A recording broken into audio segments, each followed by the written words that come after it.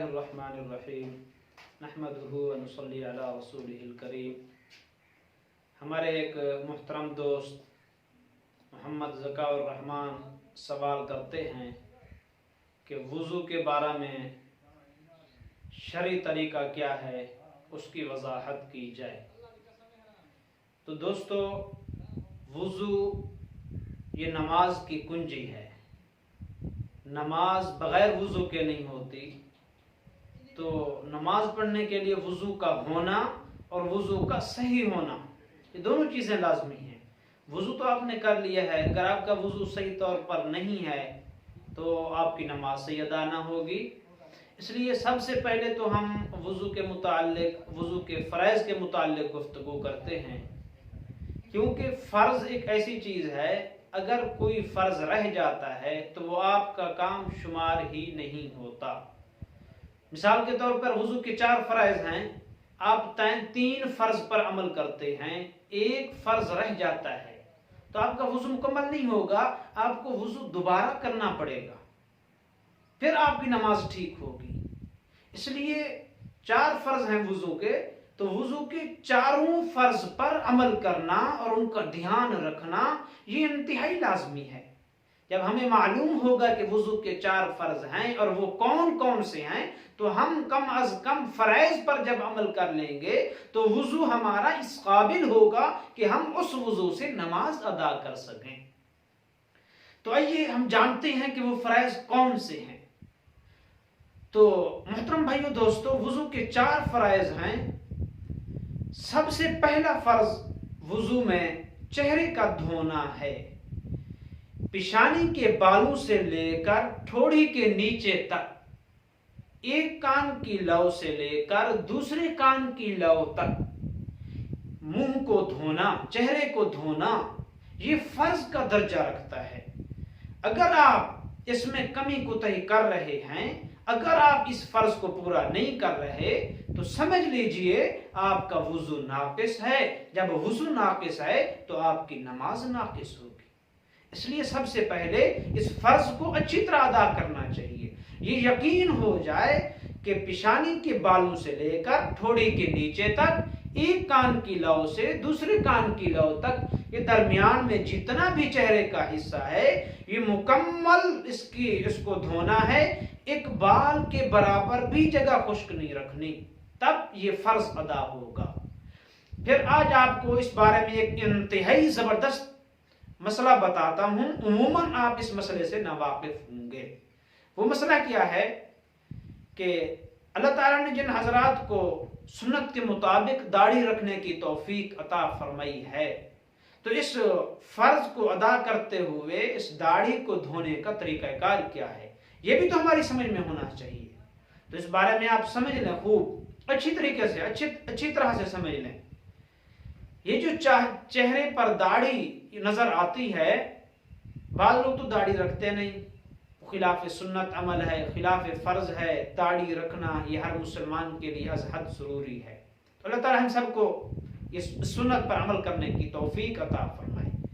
तो दाढ़ी चेहरे में, चेहरे को धोते हुए दाढ़ी का धोना, ये आप समझ लें कि ये दाढ़ी की एक हद वो है जो चेहरे की हुदूद से बाहर है। मिसाल के तौर पर ये बाल, ये चेहरे की हुदूद से बाहर हैं, अंदर दाखिल नहीं हैं। ये जो बाल लटके हुए नजर आते हैं, ये चेहरे की हुदूद से बाहर हैं। तो इनको धोना ये तो अच्छा तरीका है, लेकिन फ़र्ज़ नहीं है इन बालों को धोना। जो चेहरे की हुदूद से बाहर हैं, इनको धोना फ़र्ज़ नहीं है।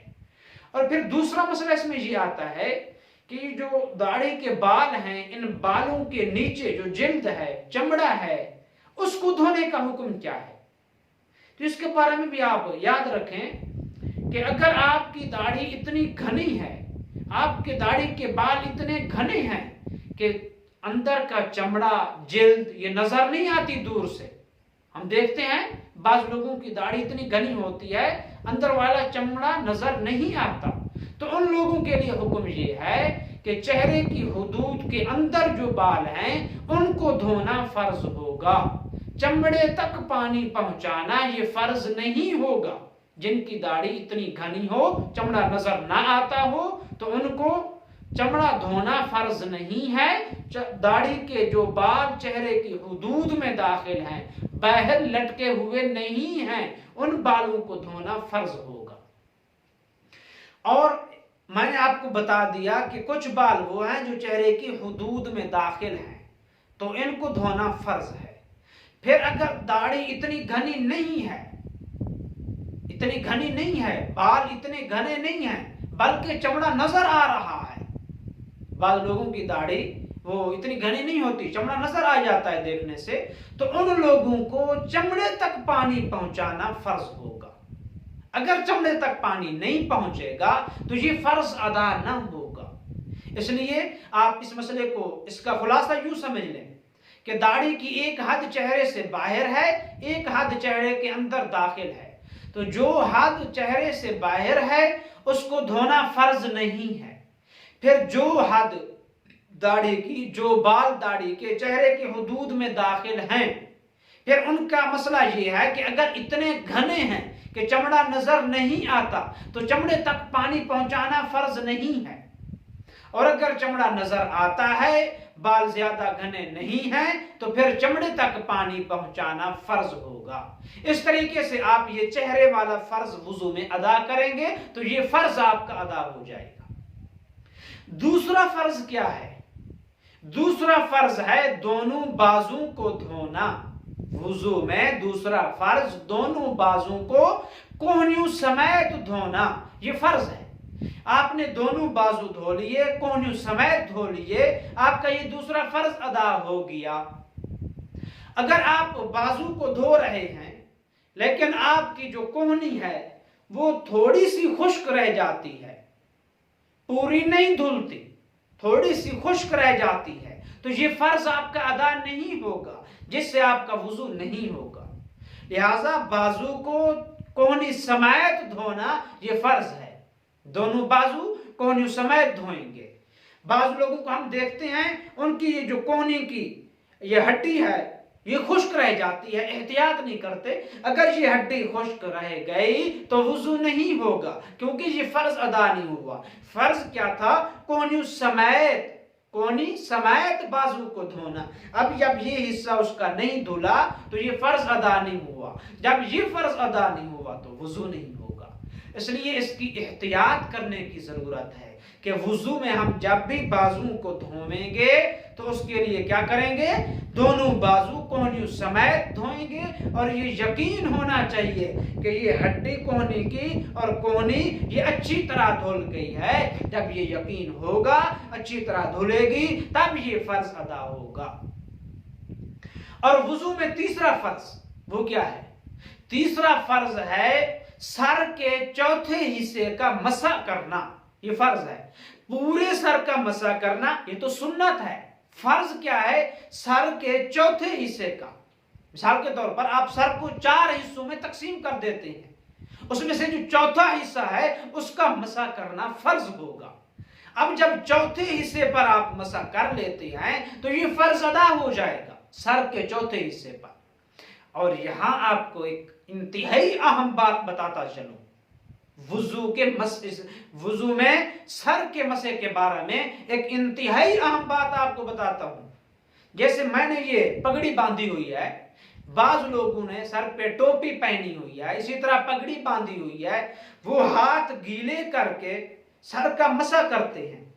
हाथ गीले किए, पहले इस कपड़े को उतारा, फिर वही हाथ सर पर फेर लिए, तो इससे फर्ज अदा नहीं होगा, मसा नहीं होगा।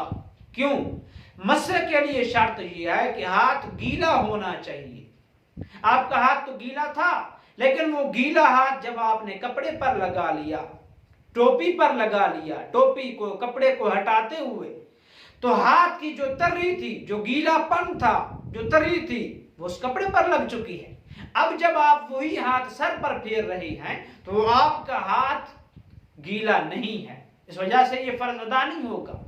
इसलिए एहतियात की जरूरत है कि जब आपने हाथ को तर कर लिया, पगड़ी को उतार लिया, टोपी को उतार लिया, तो दोबारा आपको अपने हाथ तर करने होंगे, फिर बराह रास्त सर पर हाथ फेरना होंगे, और चौथाई सर पर, सर के चौथे हिस्से पर इसका मसा फर्ज होगा। अगर सर के चौथे हिस्से पर आपका तर हाथ, गीला हाथ ये फिर चुका तो आपका मसा हो चुका, ये फर्ज अदा हो चुका।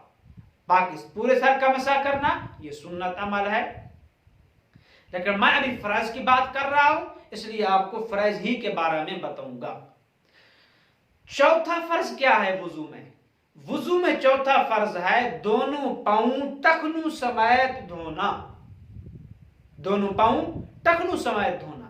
अब इसमें एक दो गलत फहमी जो हमारे मुआशरे में पाई जाती है, बहुत सारे अफराद उस गलत फहमी में का शिकार हैं, उस पर मैं तंबीह करना चाहता हूं कि बाज़ हज़रात जब पांव धोते हैं तो टखने, ये टखने की जो उभरी हुई हड्डी होती है वो खुश्क रह जाती है, इससे वुजू नहीं होगा।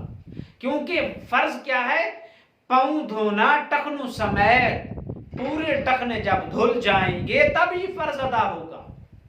एक गलती क्या हुई कि टखने धोते हैं, टखने का कुछ हिस्सा ये धुल चुका होता है और कुछ हिस्सा खुश्क रह जाता है, इससे वुजू नहीं होता।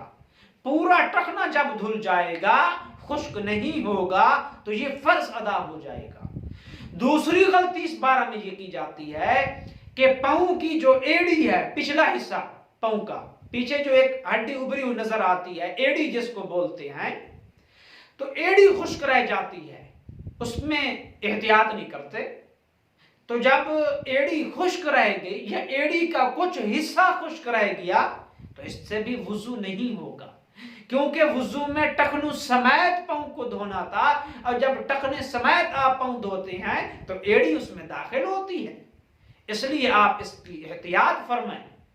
टखने, एड़ी ये अच्छी तरह धुल जाएं, फिर ये फर्ज पांव धोने वाला ये फर्ज अदा हो जाएगा। तो वुजू के 4 फर्ज हो गए।